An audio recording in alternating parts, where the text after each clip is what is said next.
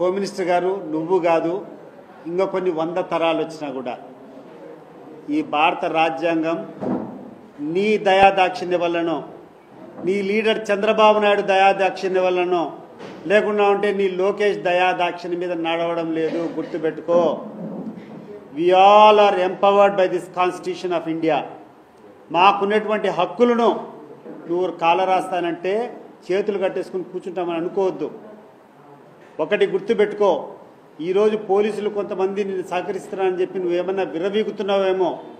రేపు నువ్వు చేసేటువంటి ప్రతి ఒక్క కార్యక్రమానికి 10 ఎక్కువ చేయాల్సినటువంటి పరిస్థితులు వస్తాయి. అవి మంచిది కాదు, మీకు మంచిది కాదు, మాకు మంచిది కాదు. నీ రెడ్ బుక్ కాదు, ఇంకోటి కాదు. ఎప్పుడైనా నేను ఒకటే చెప్తా, ఎవరము కూడా ఒక లైన్ దాటిపోకూడదు. భారత రాజ్యాంగం, భారత రాజకీయాలు ఒక సున్నితమైనటువంటి అంశం. ప్రతి ఒక్కరికి కొన్ని హక్కులు ఉంటాయి, కొన్ని రైట్స్ ఉంటాయి.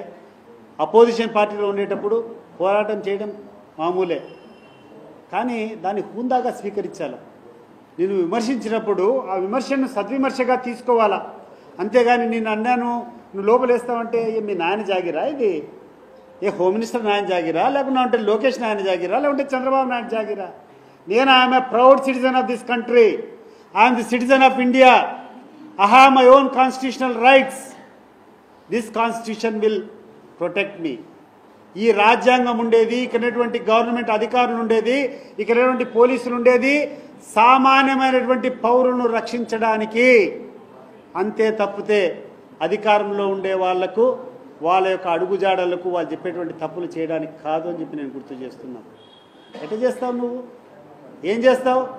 ఇప్పటికీ మీ యొక్క పేపర్లో 116 రాస్తూనే ఉంటారు. మరి ఏం యాక్షన్ తీసుకున్నారు? పెద్దిరెడ్డి రామచంద్రారెడ్డి మీద ఆర్టికల్స్ రాశారు ఈనాడులో. మరి ఏం చేసినారు? ఇప్పటికి ఏం చర్చలు జరిగినాయి?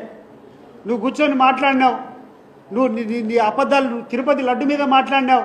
ఏమైంది తిరుపతి లడ్డు? ఏమైంది? నువ్వు కూర్చొని మాట్లాడినావు. బోట్లన్నీ అడ్డం పెట్టి విజయవాడలో ఆ యొక్క వరదలు రావడానికి కారణం జగన్మోహన్ రెడ్డి బోట్లు అడ్డం పెట్టాడని చెప్పి మాట్లాడినావు. ఏమైపోయినాయి? నీ యొక్క బియ్యం అంతా కూడా ఈ యొక్క వైఎస్ఆర్ కాంగ్రెస్ పార్టీ వాళ్ళు అక్రమ రవాణా చేసి మాట్లాడుతున్నాను. ఏమైపోయినాయి నువ్వు మాట్లాడేటువంటి?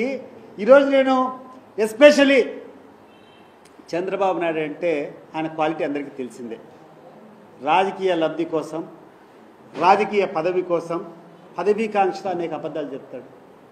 కానీ ఒక పత్రికలు అనే వాళ్లకు మీకు ఒక నిబద్ధత ఉంటుంది. ఎట్లంటే అట్లా రాయకూడదు, ఎట్లంటే అట్లా మాట్లాడకూడదు. మీరు ఒక పాంప్లెట్ అనుకోండి, రాసుకోండి, మీ ఇష్టం. కానీ మీరు ఒక పత్రిక రంగు పెట్టుకున్న తర్వాత, ఒక పత్రికా విలేకరు తర్వాత యూ హ్యావ్ సమ్ ఎథిక్స్. మీరు మాట్లాడినటువంటి మీరు రాసిన రాతలు ఒకసారి మీరు చూసుకోండి. ఆంధ్రజ్యోతి, ఈనాడు పేపర్ నేను అడుగుతున్నాను, అయ్యా మీరు ఈ 9 నెలల నుంచి రాసినటువంటి రాతలు ఒకసారి చూసుకోండి. ఏమైపోయినాయి మరి దాని మీద? తీసుకో మరి యాక్షన్. ఎవరి మీద తీసుకుంటావు? తీసుకో, చూద్దాం. ఏమైపోయింది? బియ్యం అక్రమ రవాణా అని అన్నావు. మొన్న చూస్తే అనంతపురం ఎమ్మెల్యే మాట్లాడేది విన్నాం. చూస్తారా మీరు అందరూ సోషల్ మీడియాలో? అనంతపురం ఎమ్మెల్యే గారు మాట్లాడేంటి? అనేటువంటి రేషన్ షాప్ డీలర్లంతా ఒకే ఒక వ్యక్తికి ఆ బియ్యం అన్నీ అమ్మాలంట. అతనే తీసుకొని పోయి అవి స్మగ్లింగ్ చేస్తాడంట. నువ్వేమో కూర్చొని వైఎస్ఆర్సీపీ నాయకులు చేస్తారని చెప్తున్నావు. బియ్యం గురించి మాట్లాడినటువంటి మాటలు ఏమైపోయినాయి? సీజ్ ద షిప్ ఏమైపోయింది? తిరుపతి లడ్డు ఏమైపోయింది? ఈరోజు ఈ మన కృష్ణా బ్యారేజ్ మీద పడవలు అడ్డం పెట్టింది ఏమైపోయినాయి? నువ్వు కూర్చున్నావు, ఏదేదో మాట్లాడినావు, ఏదేదో కబ్జాలు చేసినారు, అటవీ భూములు చేసినారు. ఏమైపోయినాయి ఇవంతా? ప్రజలకు తప్పులు చెప్పేది కాదు, వీలైతే నిరూపించండి కొన్నైనా. Please subscribe .news.